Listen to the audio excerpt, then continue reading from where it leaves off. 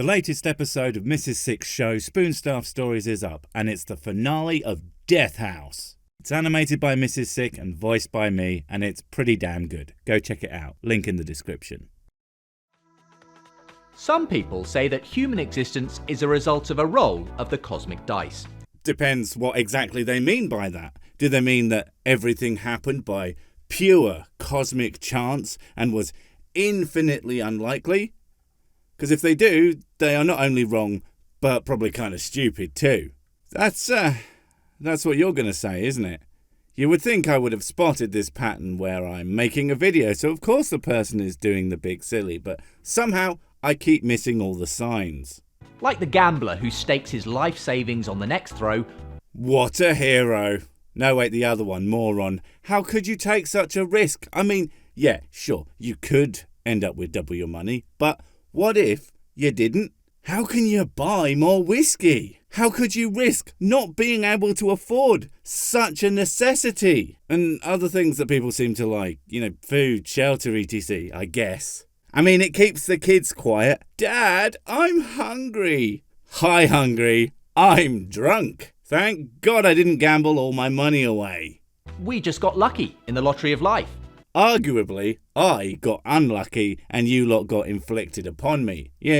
Potato, potato. They're supposed to say potato, potato, but I don't know how to spell potato because that's not a real word. And exactly the kind of thing that you humans do that just gets right up my jimmies. Some people say there's no purpose in the universe, no grand plan, no God behind it all.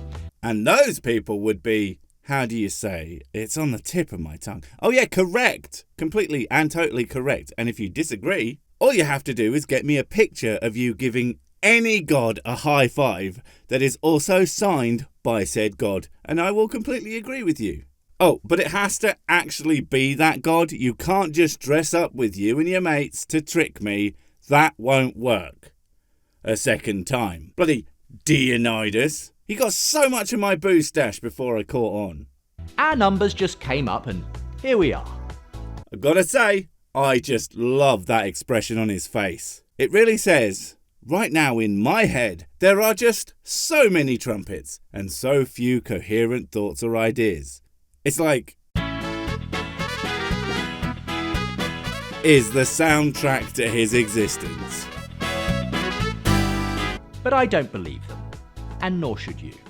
Believe? It's not about belief, it's about agreement. Despite the fact that they are right, yes they are, fight me, you don't have to agree with a thing no matter how correct it is. And your beliefs are more what would inform that disagreement. That and your proof, which you don't have because you're still wrong. No, that's not fair. I bet you do have some proof. It's just, that's wrong too.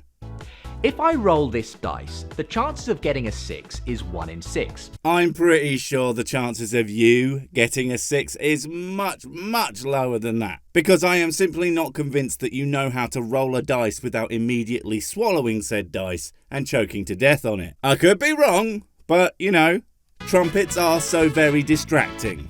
That's not too bad. But what are the chances of me rolling 6 twice in a row? I know where he's going with this, but using loaded dice is cheating, my man. You got to make sure you don't get caught or they'll be throwing you out of that casino with broken thumbs. No, you see what you should do is learn to count cards like the rest of us and just get kicked out of every casino on the strip. Because then you'll have a couple of extra $100 to pay for the hospital visit to remove all those dice you swallowed. Well, the odds get longer. It's 1 in 6 times by 1 in 6. That's 1 in 36. So I'd have to be pretty lucky to get 2 6s in a row. And that's where we start to see the frayed edges of where this whole thing is really going to fall apart. If you only did it once, yes. If you did it 100 times, you would actually be pretty unlucky if it didn't happen at least 2, probably 3 times. And that's 100 sets of 2 throws, mind. Otherwise, you would get even more likely to roll 2 6s in a row a bunch of times. But basically, yeah, depending on how many times you do something, changes the likelihood of it happening from 1 in 36 in this case to ever closer and closer to 100%. It pretty much gets to the point where it must happen. Now, every time I add the chances of rolling another 6 in a row, the odds go up exponentially, and it gets even more unlikely. if you do it once and are the only person doing it. But that's not how you're couching this, are you? That would make you sound like a big silly trumpet brain, and you wouldn't want to sound like a big silly trumpet brain, would you? That would be f***ing awful. Now, what if I rolled this dice 70 times and every single time I got a 6? Well, obviously, I would think you were using some dodgy-ass dice, probably loaded, and you knew how to roll them to get what you wanted. And if not, I would just be like, dude, that's so unlikely, but still possible. So who cares? Shame I didn't bet a fat stack on you doing that, but oh well. Okay, that's pretty unlikely, but it's possible, right?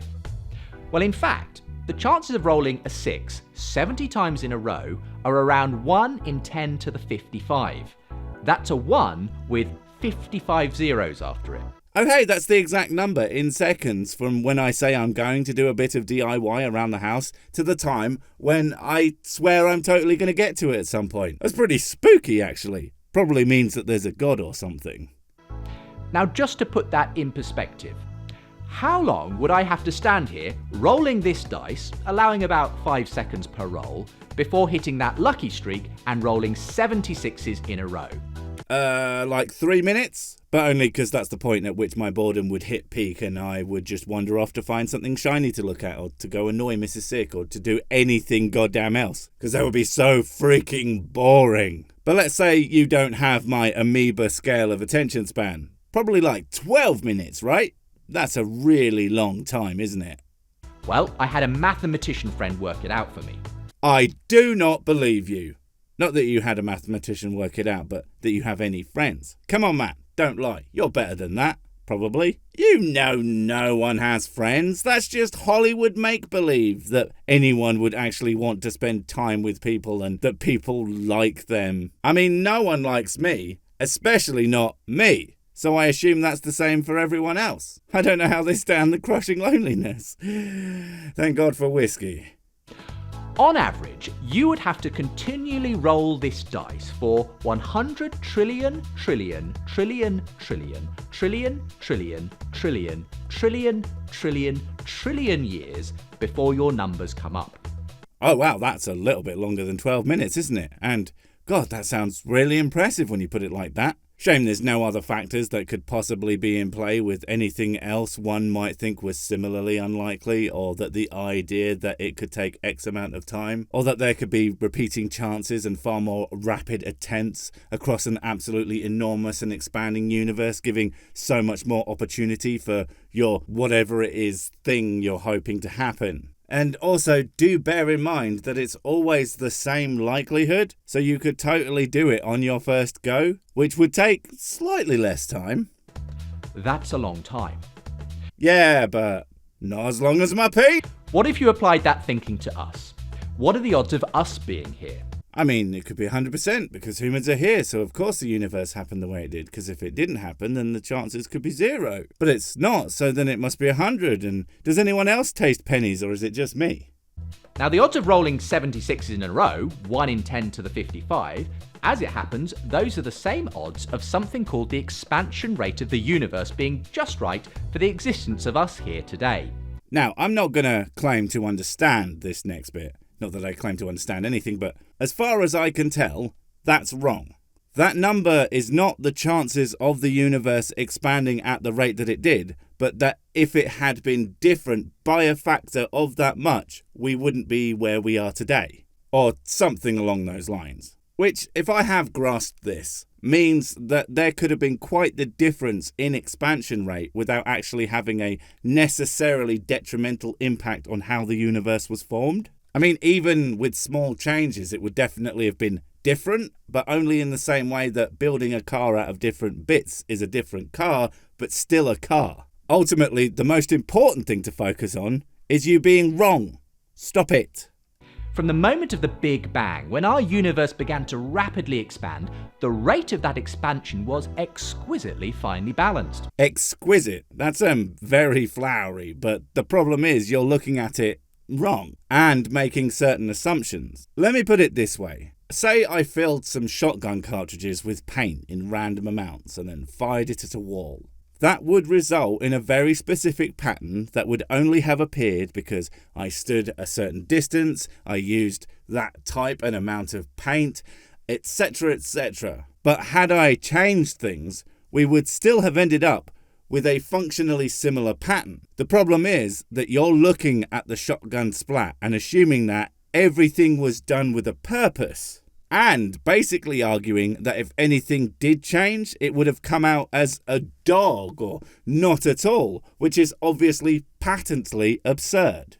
Any faster, and the universe would have expanded too rapidly to allow the formation of chemicals, atoms, stars, and galaxies. Any slower, and the universe would have collapsed back in on itself. Any. I mean, that's the word you used, and it's really appropriate for how you don't know what the hell you're talking about. First off, how do you know? How do you know that the universe didn't have to expand like that? That's right, you don't. And second, say it had expanded any slower, and that any being fractionally slower. Well, there's absolutely no reason to believe that it wouldn't have been fast enough to create some variant of the universe. Just not this exact one.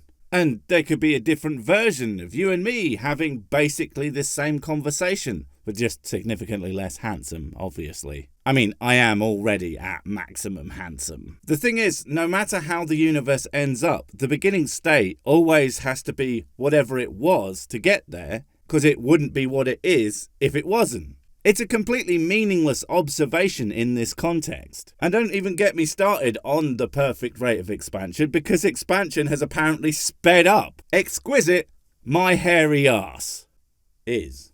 But as it happens, the universe expanded at just the right rate to allow for life to develop in the future. For us to be here. It hit 70 rolls of the number 6 in a row, first time. Your dice analogy is so bad. I think you use all 6s because it makes it sound so completely wild and so perfectly specific. But what if I told you that any combination of numbers is exactly as likely as rolling 76s in a row? It could be all 5s. It could be 1, 2, 3, 4, 5, 6, 1, 2, 3, 4, 7 times. It could be 3, 2, 1, 1, 5, 1, 5, 6, 2, 3, and on and on and on and on, seemingly random, but would still be the exact same probability. The problem for you is that looks a lot less perfect and a lot more chaotic. And what is the difference between that random looking number or any other random looking number? Functionally, nothing. And how different is it if one of those numbers is slightly different? Hard to tell. Probably wouldn't make any difference at all, would it? Can you even tell which number I changed? And the expansion rate of the universe is just one among 30 or so other incredibly sensitively finely tuned constants and fundamental forces in the universe that must be just the way they are for the universe to be able to produce us. Again, back to my expansion on your analogy. What difference would changing any of those small amounts likely make? I'm sure it would create a slightly different universe to the one we inhabit most likely. And there would certainly be no me or you, because chaos theory and all that. But something different could take our place. And again, they could think exactly what you think, and they would be making as equally and irrelevant an argument and be equally wrong. So let's imagine, if I went ahead and rolled this dice 70 times, and what do you know, every time it came up 6. No waiting for trillions upon trillions of years, first time. Beginner's luck? It absolutely could happen. Anything that is possible, otherwise it's not possible, because that's how possibility works. Even if it's very unlikely, something's got to happen at some point, doesn't it? Why not first time? Hardly. You would assume that I must have rigged it. Maybe the dice are loaded, maybe there are 6s on every side. It can't be chance. Humans would, but that's because humans are extremely bad at understanding probability. Now, I don't know if you picked 6s on purpose or if you did it because you're a dishonest little so-and-so, but yeah, if you showed a humans a dice roll result that looked like this, they would be like, "Oh my god, that's so unlikely!" But then showed them a result that looked like this, they would be like, "Oh my god, who gives a shit?"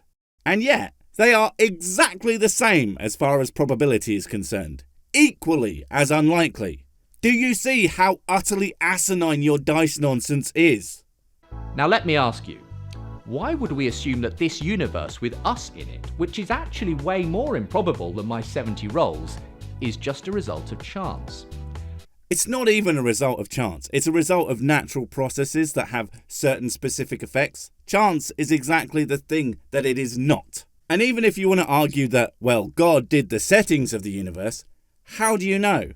And let's say there was something outside of the universe that did set it up that way. How do you know they had any idea what was going to happen? That's pure speculation on your part. As with my shotgun analogy, I have no idea where any of that paint is going to go. Why the trumpets would I? Even if I did attempt to predict it, I'm not invested in the specific drops and just hope that maybe it'll make something cool. Because as far as I'm concerned, that is the absolute best that you could hope from a universe creator. That they think that the universe is cool enough not to clean off the wall and try again. But looking at some of the people that this miserable existence has created, I wouldn't hold out hope. The fact that we're here shows that someone's loaded the dice. In fact, maybe there's no dice at all. What if the evidence points to this life-permitting universe actually being the product of an intelligent mind which intended for us to be here? Evidence? There is no evidence pointing towards that. Only shitty arguments made by cretins who understand how probability works even worse than I do, and I'm a f***ing moron. Now, you could come up with some speculative other theory. Maybe there's an infinite number of universes, giving you an infinite number of chances to roll the dice. Maybe. But we don't have any scientific evidence for it. And we don't have any scientific evidence for God, sir. So if you're hanging your hat on that possibility, then you're every bit as much committed to a faith position as the person who says God was behind it. Nope, because one is a hypothesis that the people who came up with it look for evidence to prove it wrong, and one is nonsense that has cretins on the internet using desperate, ridiculous ploys to try and trick people into believing their position. Look, wait here. I'm going to go get my stuff and clean this mess off the wall. Bring on the trumpets! Wait, before you go, I have something super important to tell you. It's life or death. It will change everything forever. Nope, wait, it's gone. Oh well, probably wasn't important. But while I have you, don't forget to comment, subscribe and notify. And if you want more of my smexy voice, check out Mrs. Six's channel Spoonstaff Stories, where I narrate and voice all the videos, and she does the work. And if you want to support the channel, check out the merch store for cool t-shirts, or check out Patreon, memberships and PayPal to support directly. Finally, follow me on the medias of social to get completely pointless guff and to keep up on the latest releases. Oh, I just remembered what I was going to tell you. Whatever you do, don't touch the trumpets!